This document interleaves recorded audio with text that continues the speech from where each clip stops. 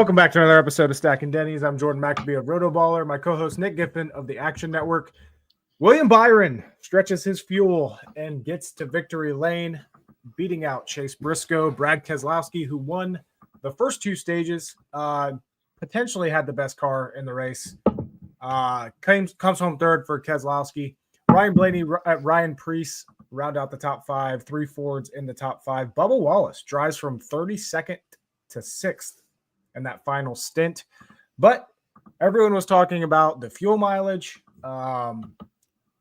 USA's presentation of the fuel mileage, and how accurate it was, whether William Byron was really that close or what was going on.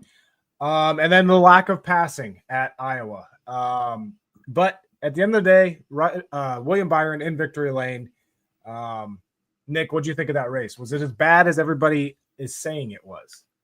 Yeah, it was horrible. It may have been my least favorite race of the whole season, even though I made a good chunk of money. I just thought it was terrible.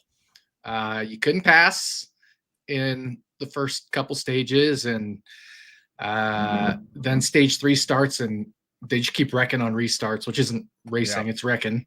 And then it's fuel mileage until the end. And it's not even like the strategic fuel mileage where you're like, man, maybe we'll pit, a little early and try to say. It was like caution after caution after caution after caution, which meant everybody was just like accidentally having to save because they pitted so early. Like Byron was never going to be in like crazy save mode until we got 5 more cautions. And right. So it ended up being a total shit show, a total mess, and just an awful race.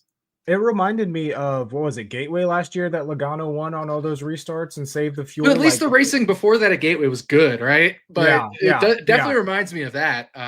Although we didn't get the bunch of overtimes where everyone was running out of fuel. It's a little like opposite of that, where all the wrecks and all the cautions happened right as the fuel window was opening, rather than in overtime, getting like 5 overtimes and people running out of fuel. But same idea. It was very similar.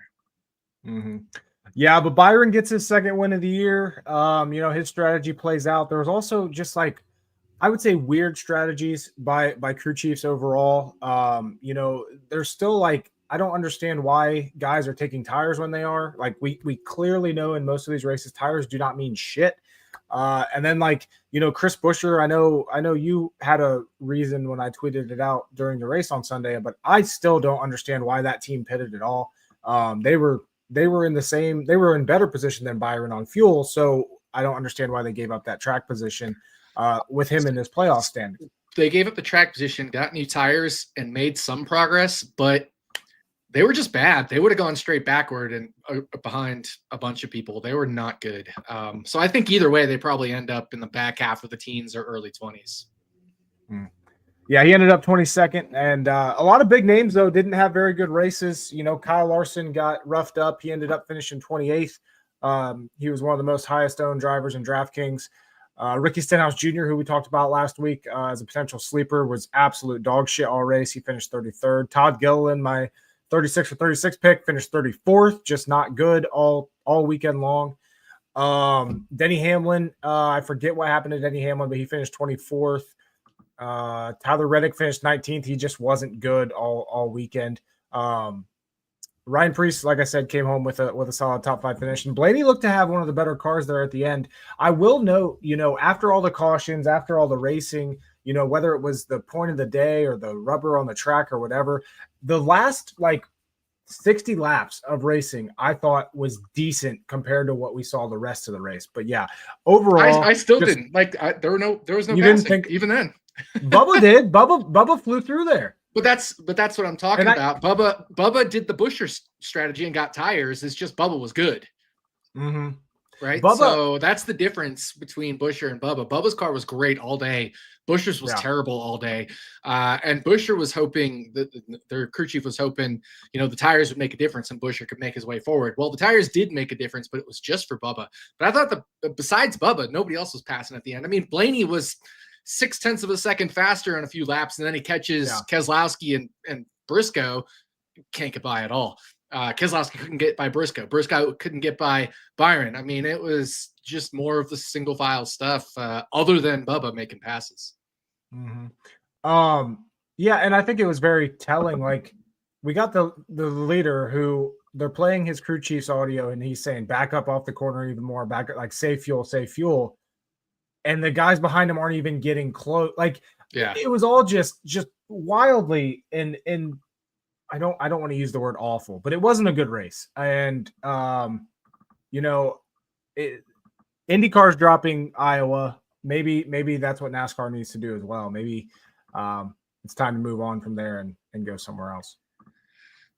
And I think it's awful when you're in like max fuel save and you still aren't getting passed by guys that are not really quite saving as much. Because we know like Keselowski and Blaney were good to go, and Briscoe was almost surely good to go. Yeah. And Byron's in like max save and he's still breaking even or pulling away. There's something wrong with his car.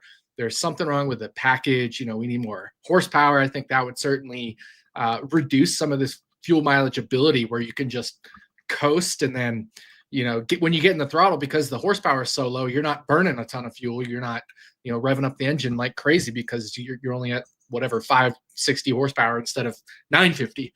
Right. So, I think more horsepower would help,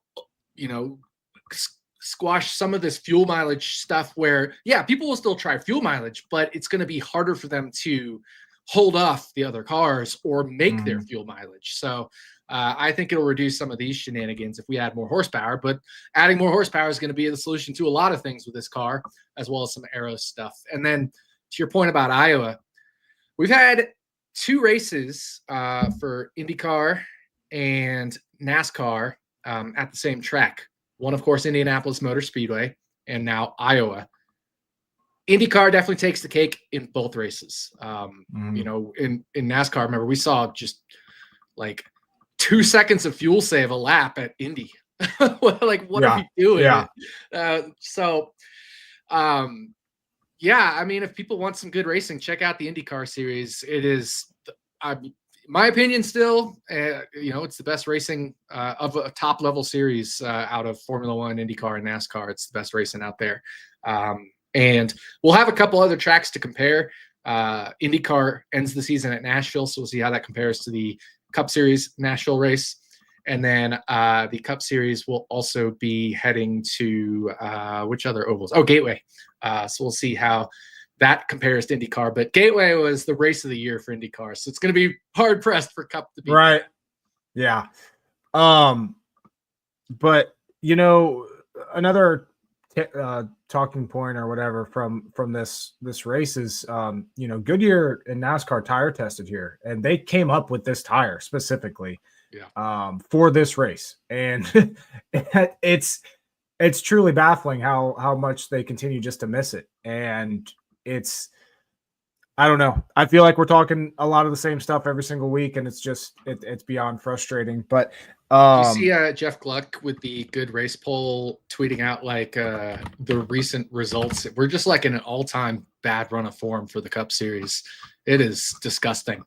Aside from Atlanta, which got a 90.5%, and I actually wasn't a huge fan of that Atlanta, but it's fine. 1, 2, 3, 4, 5. The other 6 of the last 7 races have all been below 63%. Not in a good run of form. The average this year is 65%, which I think would be one of the lowest of all time in the Good Race Poll. It's and like you said, it's not like fuel mileage races are exciting.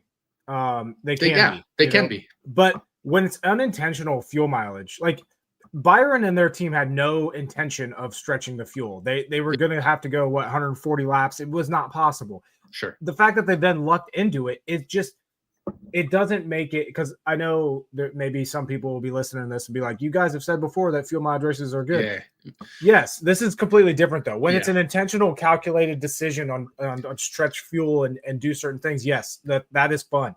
This was not. This was horrible. It was like whoever got the luckiest strategy, whoever pitted the earliest and accidentally worked their way into the number of cautions or whatever. I was just going to say, I tweeted during the race, the winner of this race is going to be either Mario Dominguez or Carlos Huertas. Nobody gets that unless you're a diehard IndyCar fan.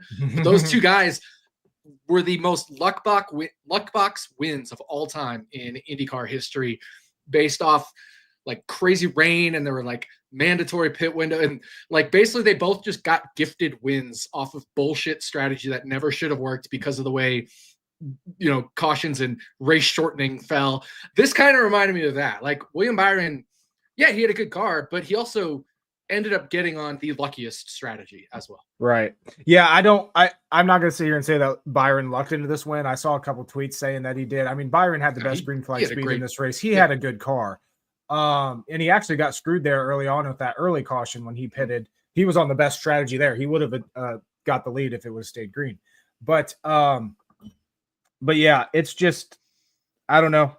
Now we're on to Watkins Glen, and it's probably going to be an SVG domination week, and it's going to be another shit race because of that. And I was really rooting like we have been, or at least I have been, for chaos for the playoffs. I was really hoping Keselowski would pull it off. Like I said, I think he had the best car. Brad definitely had the best car. Even though I know Byron had the best green flag speed or whatever, I think it was pretty clear Brad had the best car. And that was the other thing. Keselowski was hounding Byron for 40 plus laps and couldn't pass him with a clearly faster car. And it's just, you can just aero block on these short flat tracks. And that's one of the best things that Byron is good at. Byron is great at aero blocking. When he gets the lead, it is very hard to get it away from him. Him and Joey and Ross, those are like three that are really good at it. Yeah. I mean, we saw it at Chicago or at Charlotte this year. You know, Byron gets the lead, he stays up there. That's just what happens. So yeah, another good run out of Briscoe. And I know we're not talking about the playoff standings yet and the point standings, but I want to bring this up because I was looking at championship odds earlier this week, and Briscoe and that team are finding their groove very well. He's sitting at, I think I saw 25-1 for the championship. I don't mind that. Especially knowing where the championship is. And exactly. That's a good track for him. Exactly. And you know, if the 25-1 still isn't available, I know 20-1 is. I don't like making championship bets, but I can get behind betting Briscoe right now. That team, if they continue what they're doing right now, he is going to be a force. And by the end of this season, I mean, he already is. I think the biggest challenge for him will be the second round, maybe. Darlington is obviously, he won that last year in the first round. Second round, New Hampshire, Kansas, and Roval. Like, he's had some good road course races. He's actually been one of the best this year at road courses. So it's not a terrible round for him. Kansas, you know, should be a good track for JGR. Do worry a little bit about New Hampshire, but I think he's actually had a couple of okay results at New Hampshire. I'm just going off the top of my head. He had a second there last year for Stuart Haas. Yeah. So actually, maybe it's the third round. That might be the hardest for him. Again, Vegas should be a good JGR track. Dega, anything can happen. And then we seem to be really good at Martinsville. I kind of like 25-1 on Briscoe. I do. And yeah, we look at since the end of June or late June, he won at Pocono. He finished second at Sonoma, second at Dover, and second at Iowa this past week. Those are four very different racetracks. And that is the kind of performance overall that we want to see if we're betting on someone to and not to mention he's been an absolute qualifying machine. And I was gonna say he won the pole and the first stage at Indy. Got kind of shuffled back with different strategies and some things like that, but won at Indy's, I guess, best comp at Pocono. So yeah, dude's on fire, absolutely on fire. Yeah. Anything else from Iowa you got? I think one huge, maybe I wouldn't say miss, but just kind of like I don't want to say miss, but like I don't think we talked up enough Austin Dillon this past week. He had a great car. He was one of the best. You know, he was easily a top 7 or 8 car, even if maybe top 5 or 6. Just never really got the track position until kind of late. But he finished 10th, but he had a car that was probably a 5th or 6th place car, which knowing Iowa, you know, could be a little like Richmond, especially if there was higher, where probably a little oversight on our part there to not talk him up enough, especially considering he finished 12th at Phoenix earlier this year as well. So I agree. And I wish I had an Austin Dillon top 10 bet. And I already made one this weekend for Glenn. I'm not going to get ahead of ourselves there, but and that's not because of what he did here at Iowa. I was just 27-1 silly, but should have been on some Austin Dillon this week. Top 10 bet would have been nice. And I think that's I think that's a good sign for him moving forward. You mentioned he was 12th at Phoenix. He had I would say a top 5 car here at Iowa. If he would have just got the track position. But we do have Richmond coming up after Watkins Glen this week. He won Richmond last year. He's always strong there. If they bring a car with that type of speed to Iowa and the same car to Richmond, we could definitely see him win his way into the playoffs for a second year in a row. And then one more. Ryan Preece finished 5th, but he was not good. He got in on that strategy there and had like the fresh tires at the end and enough fuel. But he was not good for that whole race. So I was a little surprised. I'll take the top 10. I had a top 10 bet on him, but I'll take it. But, sometimes better be lucky than good. I still would have profited even without that. That was my smallest of my, top 10 bets between him, Bubba, and Bowman, and all 3 hit. So nice weekend for me, nice profitable weekend. But the Priest part was definitely lucky, but I still would have profited nicely anyway, even without Priest hitting. Mm-hmm. Yeah, Bowman top 10. I talked about it on the show last week. Opened at plus 240, which was absolutely insane.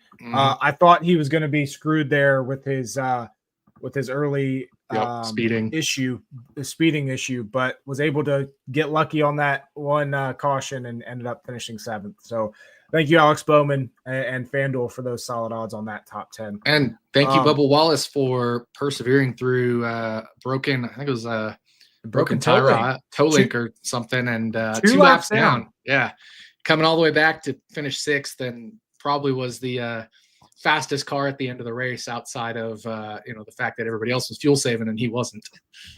So that brings up a good point before we get to the point standings here. Tyler Reddick with another just dud of a race. And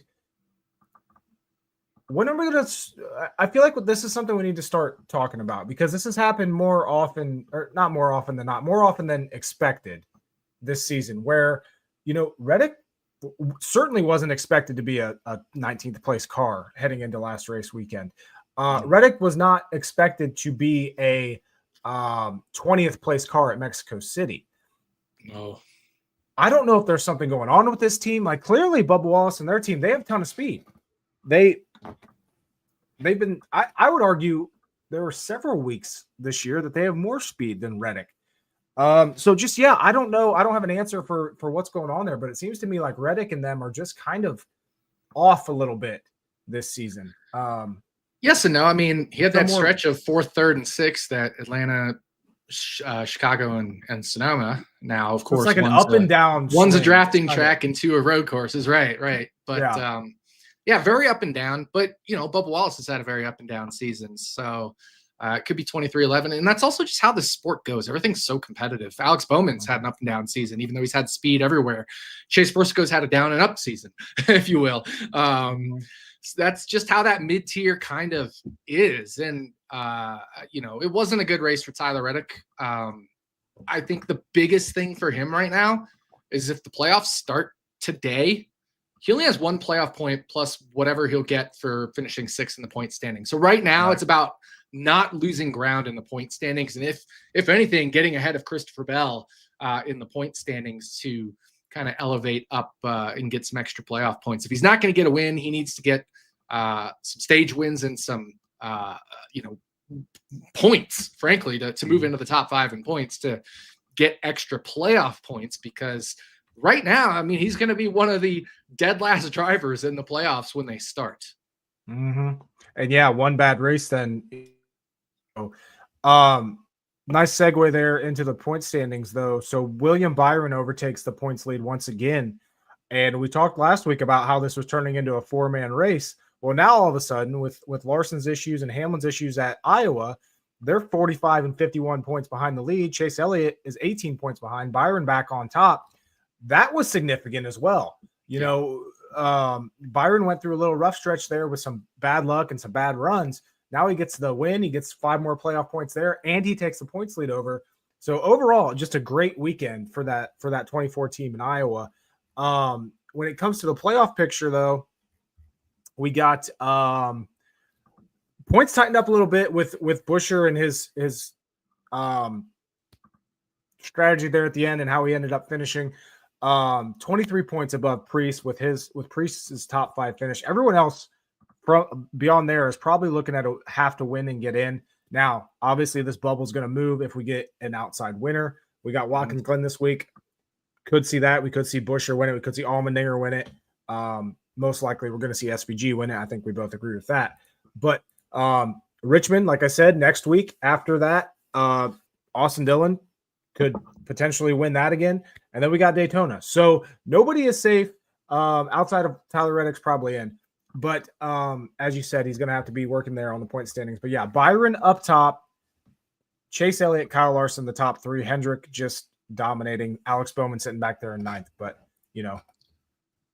if you had to pick a non-playoff driver to get in, only one, who would you pick?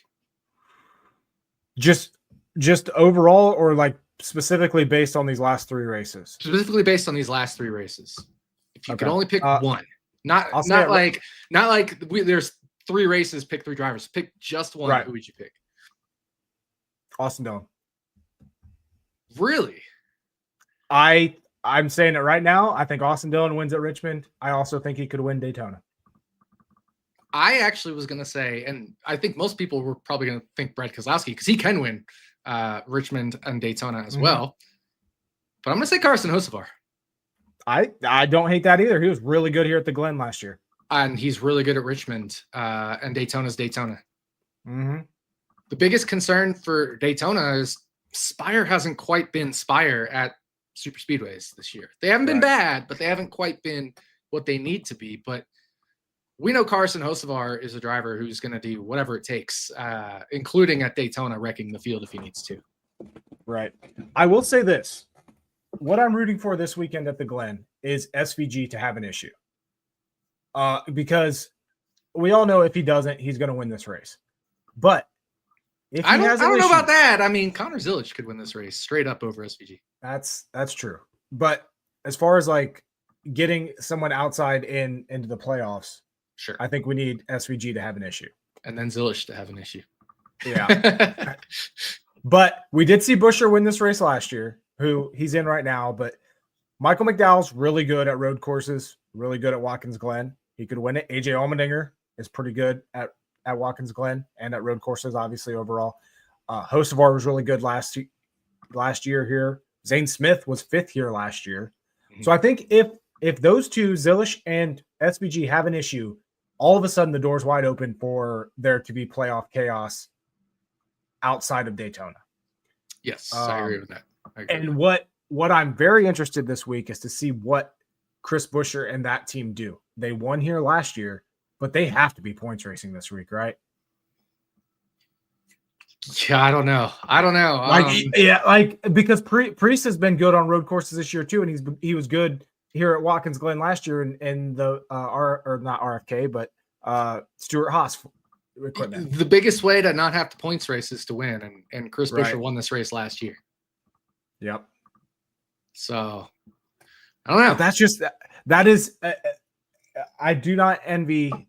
I'm not jealous by any means of Chris Buescher's crew chief on coming up with strategy this week, because you're betting on your guy to beat SVG at that point. And like I said, SVG finished 2nd last year, but from what we've seen this year, he's on another level for sure. Yeah, no, I agree with that. And the reason he's on another level is because he's in a Trackhouse car, not a Colleague car, right? Yep. I think that's the big difference. And he's going to be tested by his teammate, Connor Zilisch. Those two, I think, are the clear 1-2 for this race.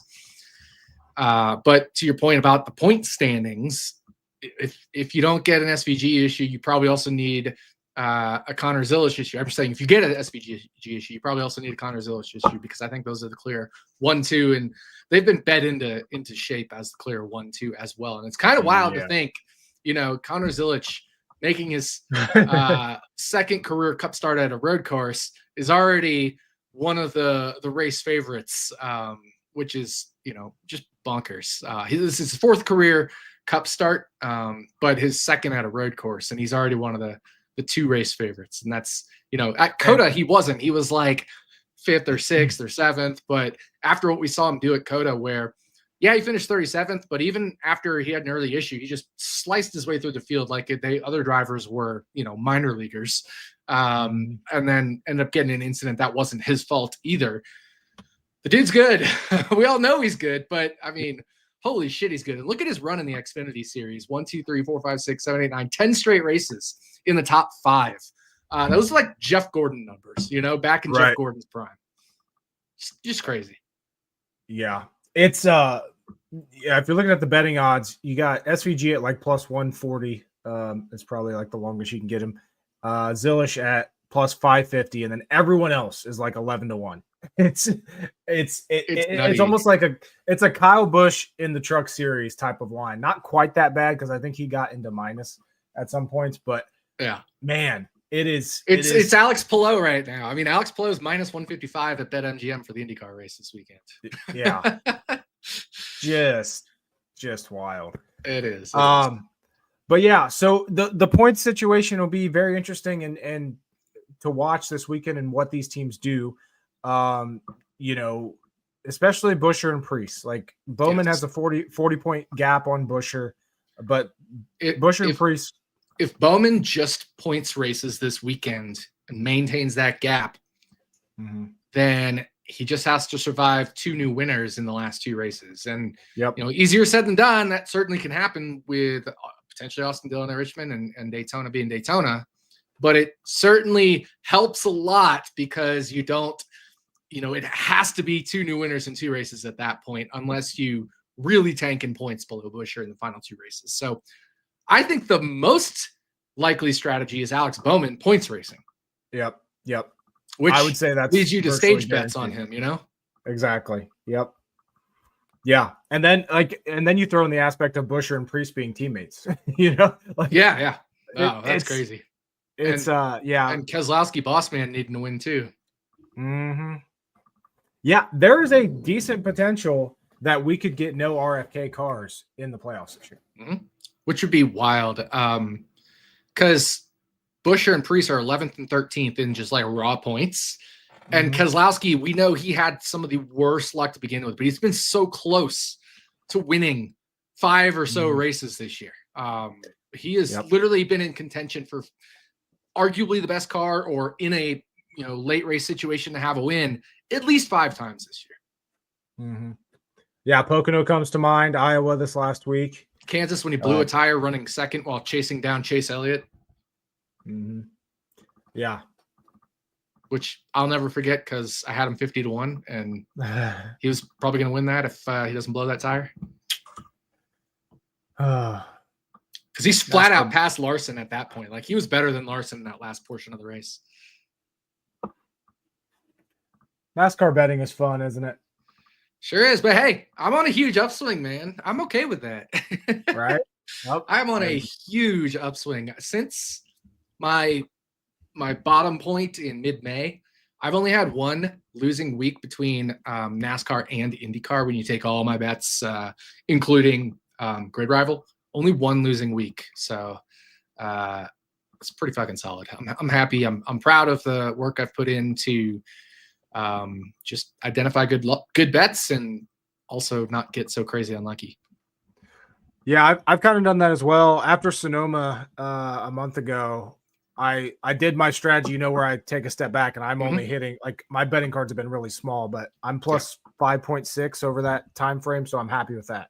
Just having a couple bets a week and getting back on that track. So yeah, I hit a new all-time high in terms of units won. I saw that. If you track if you follow me in the Action Network app, the Action app, Nick_Giffen, hit a new all-time high. So we've been grinding. We had a big downswing, but now we're back up. And I got lucky at Iowa for sure. Bubba Wallace with his big comeback, and Preece making the top 10. But hey, every once in a while it's good to get lucky, because I've been pretty unlucky to start the season. So I'll take a little bit of luck. And then also just I felt bad going into the race. I felt like, yeah, maybe I shouldn't have made all these bets. Maybe I'm a little less confident than normal. So I feel like maybe I overstepped it a little bit, this past week, especially off the Bubba Wallace win, which was great for me, having him 50-1 and all that. But it worked out. But I'm definitely dialing it back this week so far.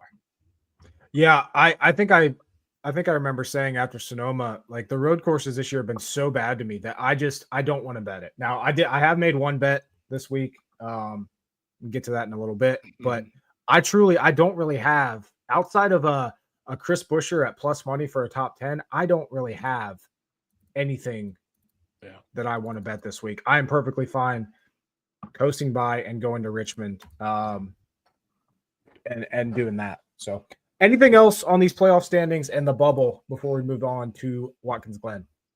Nope. I think we covered it pretty well. All right. So yeah, last year, Chris Buescher in victory lane at Watkins Glen over SVG. Carson Hocevar came home third in that race. Let me see here. Get this pulled up real quick.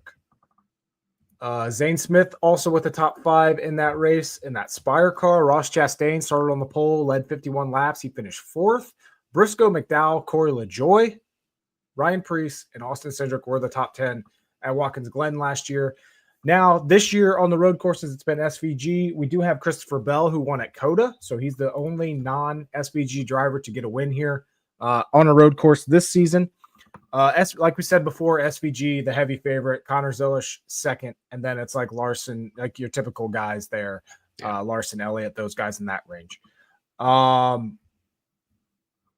We're in agreement that SVG should be the favorite this week, but let's get a little bit more into Connor Zilisch. I know you think that he should be the second highest, or the second on the list of favorites. Let's elaborate on that a little bit. Well, like I said, COTA, if you saw that, I mean, he arguably had the best car. We just didn't get to see the fact that he had the best car because of the way qualifying worked out, and then having that early incident, and then the mid-race incident, which again, neither of which were of his own doing. But if you look at, Connor Zilisch in the Xfinity series, for example, he and Shane Van Gisbergen have been battling in the last corner for wins at road courses this year. And that's, his teammate in those races for SVG was in the Junior Motorsports number 9 car there. And Connor Zilisch won at Sonoma, second again at the Chicago Street Course, where SVG kind of got him at the end. So, this is just Connor Zilich's time to shine, I think. And, won at the Glen in 2024 in the Xfinity series. And I think he's going to be right there neck and neck with SVG, just like he was at Chicago in the Xfinity race. Mm-hmm.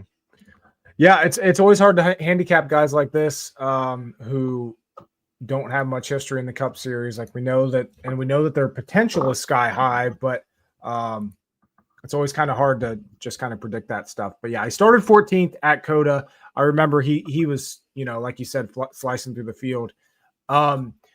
What road course, and I'm getting a little bit off here, but what road course would you say is the best comp for Watkins Glen outside of all of them?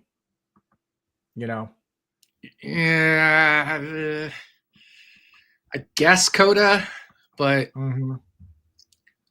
I don't really think there is a best comp. Watkins Glen's kind of unique. I would have said maybe Road America after it's repave, but NASCAR never raced there after it's repave. So, COTA, is more hilly, a little more twisty turny. Although I do think, especially when they kind of did the shorter circuit, it potentially made it a little more Glen-like. But, I would say COTA, I guess, because there is some hills and, about the same length now as Watkins Glen with the shorter circuit that we saw this year. Mexico City is just flat. Indy Road Course back when we had that was just flat. Sonoma, absolutely not. And then, Roval, I wouldn't say that either. So by default, I think I have to go Coda. Mm-hmm. Yeah. So we did see, SVG had a pretty good race at Coda this year. Started sixth, finished sixth, led 23 laps. It was Christopher Bell there at the end. We saw Chase Briscoe be really fast there. But Kyle Busch was the noteworthy one in that race. Arguably had the best overall car and overall day there, led 42 laps. Opened 350 to 1 is what I heard for the Glen. Kyle Busch did? Yeah, at Caesars. Apparently he opened 350 to 1, which is why he's 18 to 1 now, because apparently a ton of people bet him. And Caesars wants no more liability, right? He's 50 to 1 at MGM, 18 to 1 at Caesars, because they don't want any more liability. But I didn't see that. I didn't see he opened 350 to 1. I missed that. I missed openers in general this week. Yeah, so did I. They came out like a little bit earlier than normal, and I just wasn't paying attention. I've been busy this week, but 350 to 1, yeah, that would have been an immediate, absolutely throw a little bit on there, like insta bet. I would have thrown like a quarter unit on it. I don't care. yeah, man. I saw PJ's tweet that KB got bet down quite a bit, but I didn't get any more details on that. But damn. But yeah.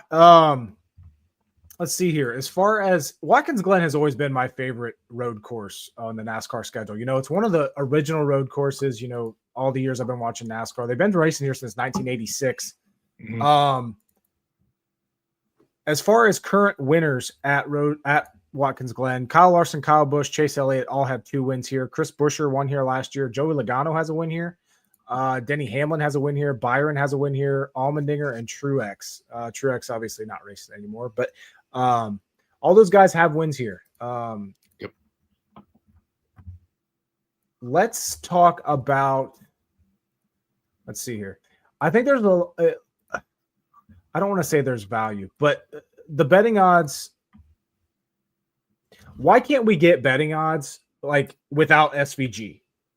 Oh, I would love that. Yeah, that would be amazing because like they do for Formula One, like they used to be like to win without Verstappen. Yes, that kind of thing. And maybe we'll get that this week. I feel like this would be the week that they unleash that. But or SVG versus Field, we might see that again. Yeah, I wouldn't be surprised because I think we saw that for both other road courses. BetMGM had it, and then Circa, of course, always has the yes/no.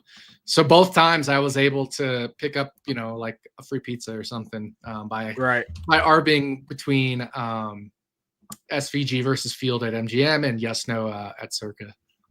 Mm-hmm. Yeah, and depending on if you get rewards points or something like that at certain books, it's always free pizza and something like that. Let me see here. So you bet Austin Dillon top 10 27 to 1 when FanDuel dropped those. Yep. My bet this week has been I did a little parlay. Now I don't like doing these outside of super speedways, but AJ Allmendinger, Chris Buescher top 10 parlay plus 249 just so I could have some action. I ended up putting that one in this morning. Like I said, I love betting Chris Buescher top 10 at road courses, and then Allmendinger's Allmendinger. They're both really strong here. I think they're both going to have good cars. So that is my only bet. That's probably going to be my only pre-practice, pre-qualifying bet. Might only be my only bet of the weekend as well. Yeah. But some of those guys, pulling up the odds here. I'm just pulling up DraftKings quick. We got SVG at plus 140. And then some of these guys in the mid-range that could be a little bit of value. We got McDowell at 14, Buescher at 20, Allmendinger at 20. Who would you say, outside of let's do the cut line at Ty Gibbs is at 25. Anyone longer than that, would you say is worth maybe a sprinkle of anything? So not counting the mid-range guys or not counting.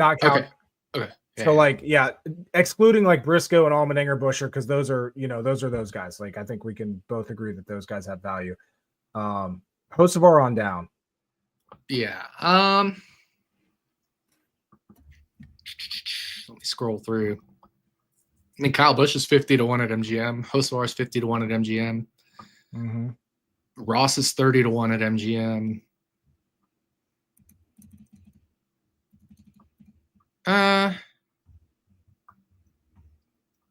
Suarez is 80-1. That's kind of wild. So here, that's a good point for a question that we got here earlier.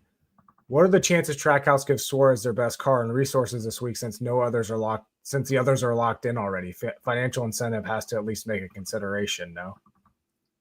I was actually thinking about that earlier, and it's like, are they pulling the plug on Suarez, or would it be great for them to get all three of their full-time entries into the playoffs? And I think you got to try to get him in the playoffs. But the problem is,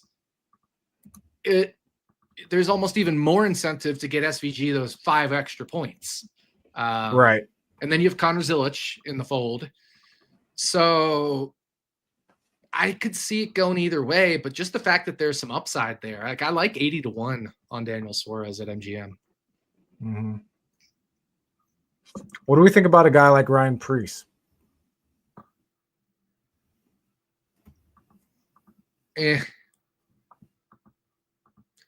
Remember last year's Glen race? There was that huge wreck right at the start, and like all the playoff drivers just got totally fucked. So I'm not putting a whole lot of stock into last year's Glen race as far as where people finished. Right. Preece did. He started second at Mexico City, ended up finishing 15th, but had decent speed there. Yeah. He finished 7th at Chicago I mean, he's been Street. fast this year. I just don't think he's going to beat an SVG or Connor Zilic or a Tyler Reddick or a Chase Elliott or a William Byron or a Kyle Larson, although Larson's been struggling a little bit at the road courses. But there's just too many guys for him to have to beat. Chase Briscoe, Christopher Bell, Ty Gibbs. I mean, you mentioned him in the cutoff, like at 25-1, but like there's another guy that could win this weekend. And then you've got, of course, Busch or Allmendinger, McDowell, all these guys. I just don't see Ryan Preece doing it. Whereas I could see somebody like Daniel Suarez doing it if he has the equipment, and he's a road course winner before. I'm curious about the top 10 lines. I think we could end up getting some value on some guys with those this week, depending on how qualifying shakes out. Like right now, Chase Briscoe's sitting at even money on DraftKings for a top 10. We know how good he is at qualifying. He's had very good speed at road courses this year. I haven't shopped that line around, but that's one that isn't awful. And then, some of the longer shots, you mentioned Austin Dillon, 27-1. The front row guys, Zane Smith, Todd Gilliland, they've shown speed at Watkins Glen and at road courses. Now it's not consistent, and that's why they're so long, but it's there. Joey Logano's been good at Watkins Glen. He's sitting at 2-1 on DraftKings for a top 10. Yep. So I do think there's some value out there, with top 10 odds. Again, I'm probably not going to bet any of these outside of my little parlay that I did before practice and qualifying, but I can get behind some bets. I'm not going to, argue against them. I'll give you this one too. If I told you this driver finished at the Glen, not counting last year, had a DNF, but finished 13th, 15th, 19th, 15th, 16th in their last 5 Glen starts, would you bet them 27-1 for a top 10? Yeah. Who is it? Ricky Stenhouse Jr. Oh. 27-1 at FanDuel for a top 10. I mean, literally 13th and 15th in his last 2 non-DNF Glen starts is both in the next gen era.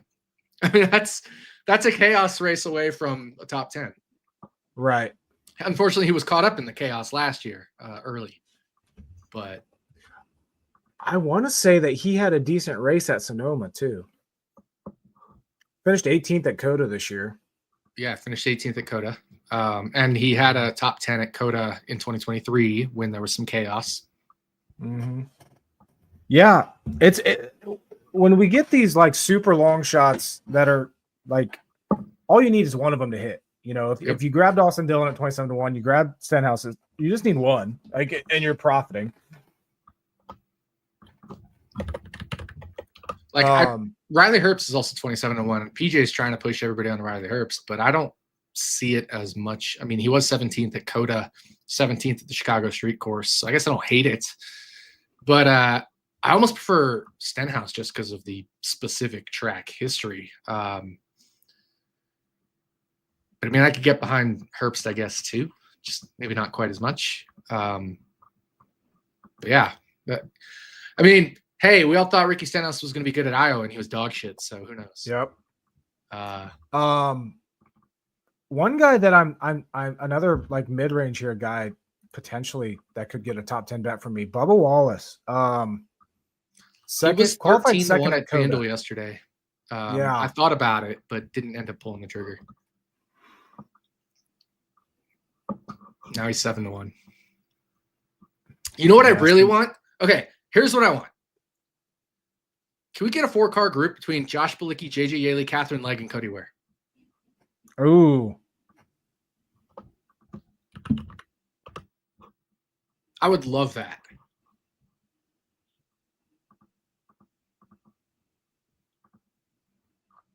How cool would that be? Make it happen. Someone make it happen. We get shitbox specials sometimes, but it's only like when, you know, Fanatic sponsors a car and they offer a random line and then the rest of the books. I would take Catherine Legg in that group. What about her 30-1 for a top 10? 40-1 at Caesars. I don't think I'd go that far, but I mean, I think I would take her in that 4-car group straight up. Like if everybody was 3-1, I think I would take Catherine. Mm-hmm.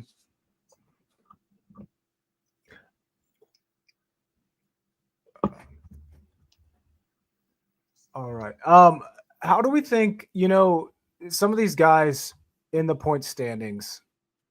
This is another reason why, like, I'm not interested in betting this race a lot is, you know, someone like Denny Hamlin, why wouldn't he go points racing in this race to try to leapfrog at least Larson and or Chase Elliott in the points? Yep. You know, which can completely throw off his finish and everything else. You know, same with maybe not Christopher Bell because he's so far back, but these guys do have incentives to not race the ideal strategy on Sunday.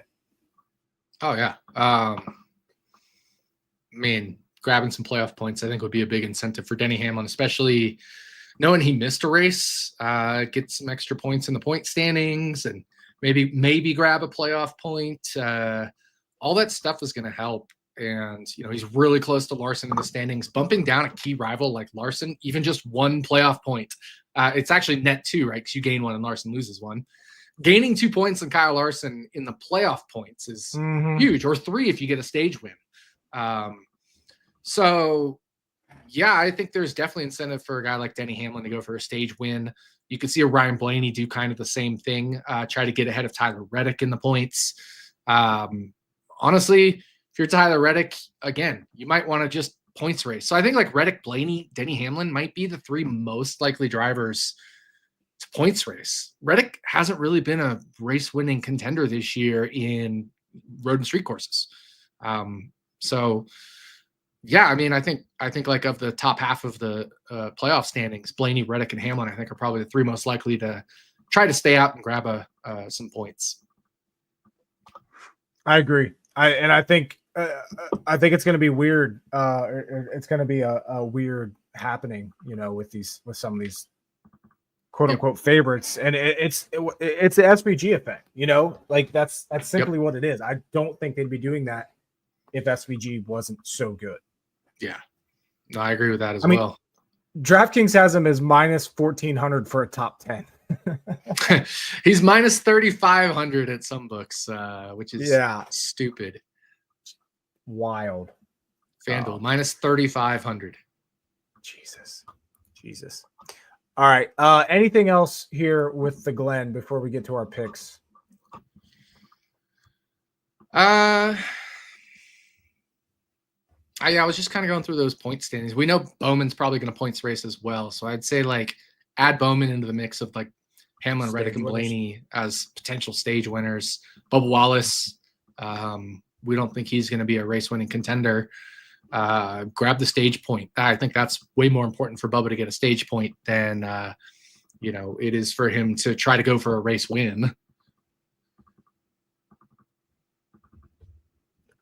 By the way, he's 10th in points. Mm-hmm. For as much Alex Bowman's 9th, and he's only 27 behind Bowman. Yep. He could easily pass him by the end of the season. So I think you got to go for points, especially knowing Bowman's going for points, especially knowing Buescher is 7 points behind you going for points, possibly. You could fall behind Buescher, and if he does end up making the playoffs, right? We get no new winners, let's say. You've fallen back, and Joey Logano's right there. So I think this is a key race for Bubba to race for points as well. Get those stage points, and then work your way back to the best finish you can get. Absolutely. All right. Anything else from Watkins Glen? Nope. All right. Picks to win. Last week I had Logano, ended up finishing 9th, so I got a 5-race streak of single-digit finishes. I'm proud of that after the season I've been having. You had Christopher Bell, who I think he got spun or something happened to him. Pulled a Christopher Bell move. He finished 17th. My turn to go first. I hate to do it, but I need a 3rd win on the year. I'm going SVG. It's yeah.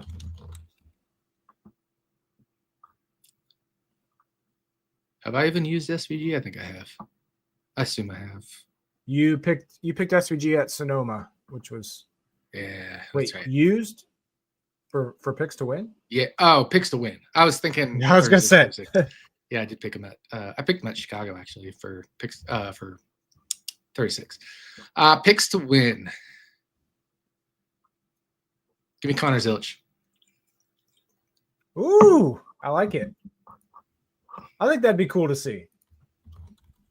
Those two battling on the last lap. That'd be fun. That would be fun. Okay. Let's see here. I forgot to update the 36 for 36. Yeah, I had Bell in 36 for 36 as well. What a disaster. That is brutal. Bad luck. That was your. Yeah, that was my contrarian strategy because I was behind, Yep. You did gain 17 points on me, though, because Bell got 20 points and Todd Gillen got me 3. So you did make up a little bit of ground there. But, yeah, overall, not the performance you want out of Bell. Overall season, though, I have a 28-point advantage on you after 23 races, 588 to 560. I kind of went back and forth on this. I'm going to save Allmendinger for the Roval. I'm going a guy that I think is going to points race this week and potentially get a good finish. I'm going Chris Buescher at Watkins Glen. Yep, that's a good pick. That is a good pick. And the defending race winner. Yep. Definitely can't go wrong with that. Me? Oh, what am I going to do? You can't go Buescher, so we're guaranteed to have different picks this week. Yeah.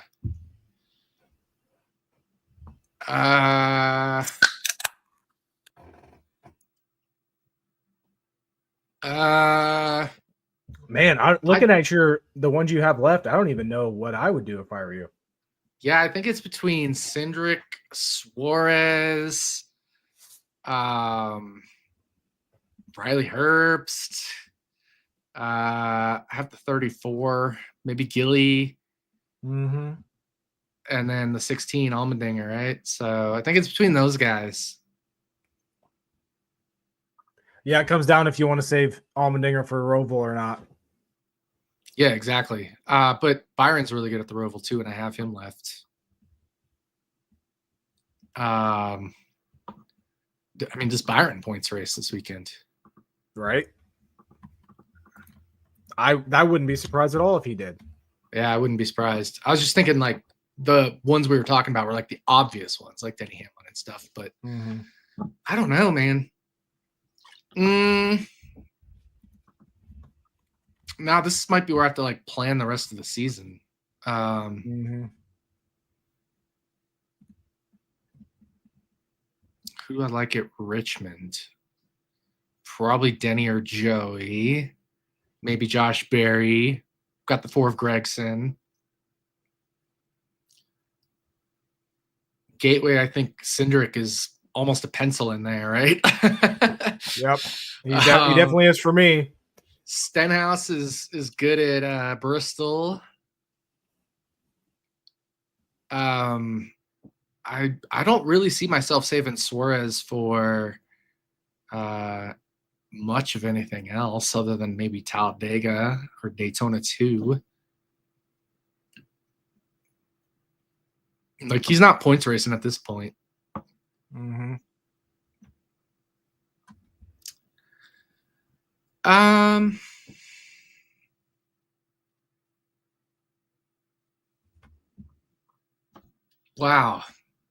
Wow, this is tough.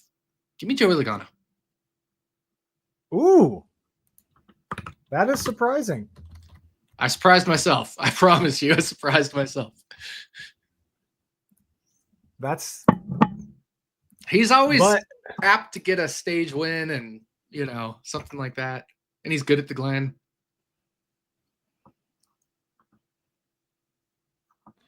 Agreed. I think he can be a top 10 contender. And I don't want to take Joey Logano at Daytona Chaos Race or Talladega Playoff Race. Mm-hmm. Yeah, that's a good point. And yeah, if you're saving Cindric for Gateway like I am, then yeah, it gets pretty slim there. I think Joey Logano has a chance to points race, get some stage points because, if we look at the standings, again, Joey Logano is in a spot where he could pass Chris Buescher if Buescher ends up making it, or even Bubba Wallace. So it's not out of the realm of possibility he gets into the top 10 in points, which is what I think you need to get an extra playoff point. Mm-hmm. Yeah. Ooh. All right. On to DraftKings. Major development. I took the points lead in our DraftKings little contest we got going. Yep. I ended up with 226.45 last week. You were at 129.75. So that's horrendous. After you went 3 straight weeks with winning in DraftKings, I'm now 3 straight weeks winning in DraftKings. 4.8 points separate us for the season now. Wow. 4401.05. You are at 4396.25. Get this up here because pricing this week is interesting. It's once again, what are you going to do with SVG? Only 90 laps at Watkins Glen. I'm glad you're going first. Are you? Yeah. There was a comment earlier here, and it's a very good point. There's only 12 drivers whose salary is at or above the 8.3 average. When it comes to the overall DraftKings pricing this week, I'm going to go just like I've done in the past with this. I'm going with a lot of guys that I think can finish top 10. So I do like some of these guys down here. I like Joey Logano at 7,500. So give me him. Give me AJ Allmendinger 8,200. That's too low for AJ Allmendinger. Give me Michael McDowell 8,400. Again, price too low. Chris Buescher 9,000. I am going to go Ryan Preece at 76. And then it comes down to Zilish or Chase Elliott. I'm going to go Chase Elliott. So I'm going Chase Elliott, Chris Buescher, Michael McDowell, AJ Allmendinger, Ryan Preece, and Joey Logano this week. Interesting. And just so everybody knows, I have been so bad at DFS on road courses this year. It used to be my bread and butter. I have lost my edge at these. I will note that. But that's what I'm going with.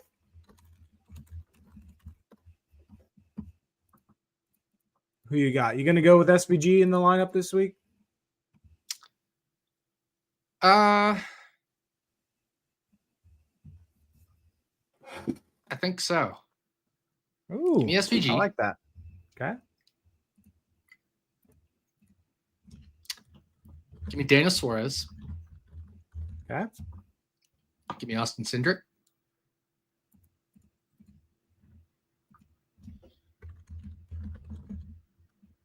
Give me Carson Hocevar.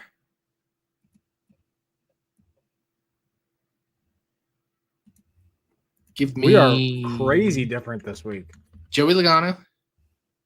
There's one. There's one that's the same. And Kyle Busch. Ooh. Yeah, we are definitely different this week. The only person we got the same is Logano. You got SVG, Suarez, Cindric, Hocevar, Busch. I got Chase Elliott, Busher, Michael McDowell, AJ Allmendinger, and Ryan Preece. That's going to be interesting. Yeah. I don't love this week at all for DFS. Early, you know. Yeah. I probably honestly won't even play it.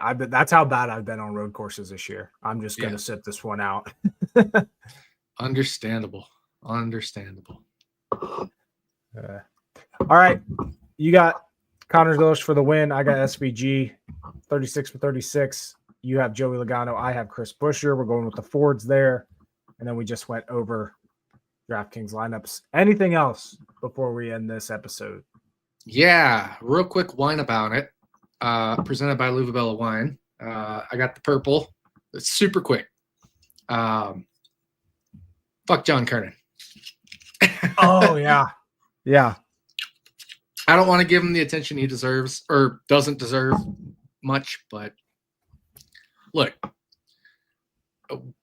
saying an Australian accent should not be commentating NASCAR is ridiculous. I mean, the guy's an American citizen, Lee Diffie. We've had Jackie Stewart, David Hobbs commentating NASCAR races. Some of the most influential NASCAR races in history had foreign accents commentating the races. John Kernan is a has-been who did ESPN2's, RPM Tonight. Completely irrelevant, but that's all I have to say about that. Just an absolutely terrible opinion. Whether you are a fan of Lee Diffie or not, you can't argue he brings amazing energy to the table, is very insightful, very good at what he does. Everybody's going to make a mistake. I mean, I saw you tweet right off the bat, Lee Diffie made a mistake with the opening restart of the race, but every commentator is going to make a mistake, but he makes the least between him, Adam Alexander, Mike Joy, Rick Allen, all those guys. And I see him, why not a Bob Jenkins or an Alan Bestwick? I think Bob Jenkins and Alan Bestwick are great, but they're both very formal. And I'm not a big fan of the formal commentating. Give me some energy, give me some passion. And I love Lee Diffie. So I think it's just a ridiculous take by John Kernan. And then with that said, I do miss Lee Diffie as well on the IndyCar side of things, because I thought he was fantastic and brought great energy. And I know IndyCar is different from NASCAR, and there's less criticism, if you will, of having a foreign voice on a IndyCar broadcast, because half the drivers are foreign anyway. But do miss him on that side of things for IndyCar. And also watch the IndyCar race this weekend at Portland. Turn 1, lap 1 is going to be absolutely bonkers. Yeah. So for people that don't know about the tweet, this John Kernan guy tweeted, "I think I'm done with NASCAR after further review. Stage racing sucks." And that's fine. I actually don't mind that part of the opinion. And then he goes, "And I'm sure Lee Diffie is a great guy, but if I want to hear that accent, I'll watch Formula One. Sorry, guess I'm xenophobic." It's got 1 million views on Twitter. And then after tweeting that he's done with NASCAR, he's continued after that to tweet every day about NASCAR. Mm-hmm. And congratulations to him for engagement farming. But the take is just wild. I don't know. I feel like, I don't know, maybe I'm the exact same way, the way I bitch about Rick Allen, but maybe that's a fair comparison. I don't know. I don't know. I just think the accent has nothing to do with it. Like, right. That's the part. I That's want somebody weird. who's knowledgeable about the sport, who has passion for the sport, and who does a good job with commentary. And Lee Diffie checks all those boxes. Is he the absolute best of all time ever? Probably not, but he's pretty darn good, especially compared to what we have nowadays. Yeah, I think I saw a tweet. I should have saved it that put a side by side of Diffie versus like Clint Boyer. And Mike Joy and Mike Clint Joy. Boyer announcing like the Daytona 500 and how just completely just stagnant they are. And I think that's who this Kernan guy said he wanted was Mike Joy. And it's like, yeah, Mike Joy can't I love Mike Joy. I was a huge Mike Joy fan for many years on Fox, and even before Fox, when Fox got the deal in the early 2000s, I think it was, back even before then. But Mike Joy is beyond past his prime. Love him to death, but he's beyond past his prime. He has no energy at this point. He makes a lot of mistakes, and it's just not good television. The Joy, Boyer, Harvick booth has no energy whatsoever. So yeah, I'm with you. I'm on board with you 100% with his comments. Obviously, everybody's entitled to their opinion, but watch Portland this weekend. I think the IndyCar race is gonna be awesome, and I don't think Alex Palou is gonna win. Who's your pick to win? I don't have one, but I'm very on board with, let me check the odds, but I'm very on board with a strategy that I'm thinking about employing and actually tracking in the app. Sorry, let me pull up the odds here. Odds have moved a little bit. I'm still very on board with this strategy, but Alex Palou minus 150 at BetMGM. I'm on board with a strategy where you bet 6 other drivers to win. You can size it correctly to have one of those 6 drivers winning. Comes out to about minus 110. Like you can bet $110 to win $100. If one of those guys wins, you can size it perfectly to where no matter who hits, you'll win about $100 profit. So it's like basically a minus 110 bet on 6 other drivers, and I think it's a very valid strategy over at BetMGM.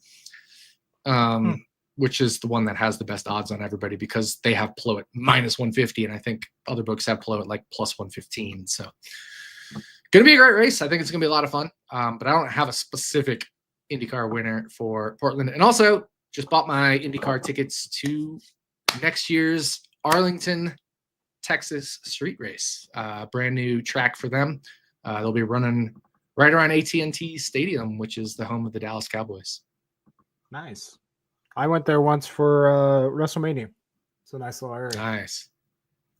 So I'm excited about that.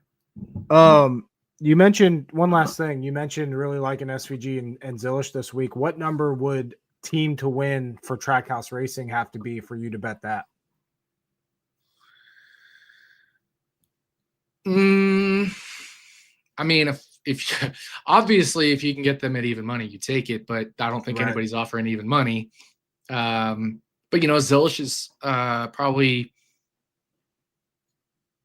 SVG is probably almost a coin flip. I'd say like probably plus 120 himself, plus 130 himself, just as like, or plus 150 maybe as fair odds. Let's say plus 150, so 40%. And let's say Zilish is 12%, so that's 52%. It's like minus 110 maybe, minus 115 in that neighborhood. I guess you get Ross. I forgot you get Ross and Suarez too. Yeah. Oh, yeah. I was just thinking about those too. Why? What are the best odds out there? I was just looking at Hard Rock and it minus 120. Yeah, I would take that. I would take that. I forgot about Ross and Suarez. And we know Suarez is going to be on the winning strategy. Ross, I guess, is a little more of a question mark. But it doesn't do him anything to points race unless he wants a playoff point. Yeah. All right. Anything else? No, sir. I'm good. All right. Well, everybody enjoy this weekend's Go Bowling at the Glen. We'll be back next week to talk about Saturday night race at Richmond before another Saturday night race at Daytona to close out this Oh, baby. regular season of the NASCAR Cup Series. This will be the 24th race of the year, so we're officially 2/3 done after Watkins Glen After this this weekend. weekend.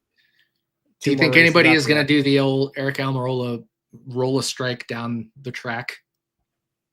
Because it's the go bowling at the Glen. I forgot about that. That was good. I think he was sponsored Was by that- them that year. Was that debunked as fake? No, Right. I think that was real. Seriously?